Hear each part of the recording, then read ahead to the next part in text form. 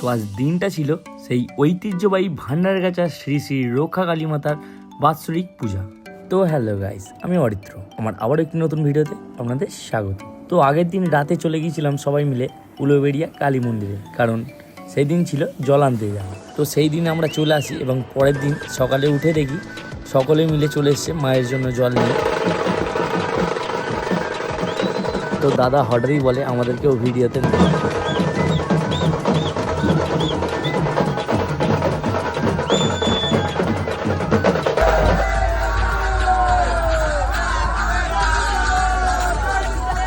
আর এই teddy gorilla এইগুলো সব মজার জন্যই করা হয়েছিল, সঙ্গে সাজানো হয়েছিল। আর আমি ভিডিও বানাচ্ছিলাম আর হঠাৎই দেখো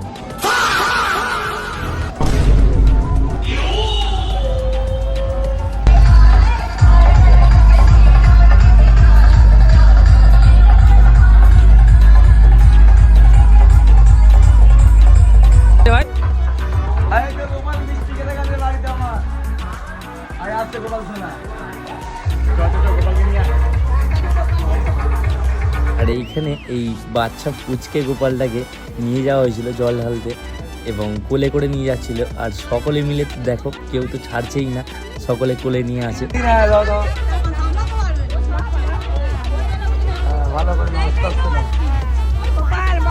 এবং ফাইনালি তারপর সকলে মিলে জল নিয়ে মায়ের মন্দিরে চলে আসে এবং সকলে একসাথে দাঁড়িয়েছিলাম। আর তারপরেই দেখো এবং শ্যাম, রাজা, পাপ্পু এবং আরও অনেকে সকলেই গিয়েছিল জল ঢালতে এবং আমার জন্য একটু জল রাখে এবং আমিও মায়ের বেদিতে জল ঢেলে দিই এবং তারপর সকলে দাঁড়িয়েছিল।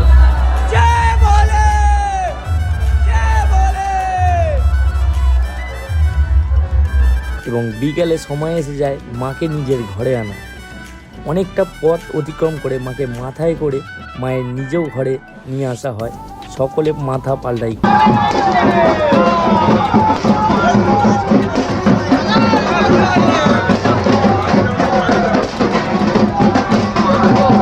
এবং তারপর আমরা সকলে একসাথে চলে যাই মাকে পূজা দেওয়ার জন্য এবং সকলে মিলে একসাথে পূজা দিয়ে দিই। এবং তারপর মন্দিরের বাইরে এসে মন্দিরের কিছু ভিডিও করছিলাম আর এদের শুধু দেখে না।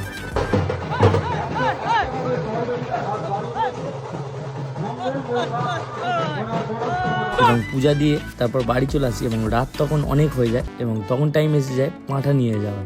এবং পাঁঠা নিয়ে যাওয়ার পরই পাঁঠা স্নান করানো হয়ে যায় এবং তারপর মন খুলে মায়ের দর্শন করছিলাম, কারণ এর আগে অনেক ভিড় ছিল, এখন ভিড়টা অনেকটাই কম।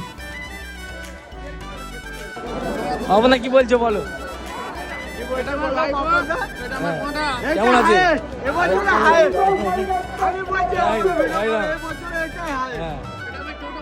আচ্ছা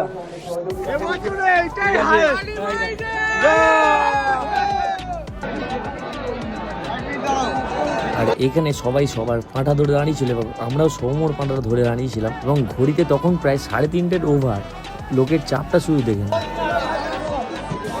এবং তারপর বলি চালু হয়ে যায় এবং সৌমদের পাঁঠাও বলি হয়ে যায় এবং বলি হয়ে যাওয়ার পর আমরাও চলে আসি পাঁঠা নিয়ে বাড়ি। তো আজকের ভিডিওটা এইটুকুই, দেখা হচ্ছে পরবর্তী ভিডিওতে। টাটা। रोम रोम भाइयों, सिस्टम पार देंगे।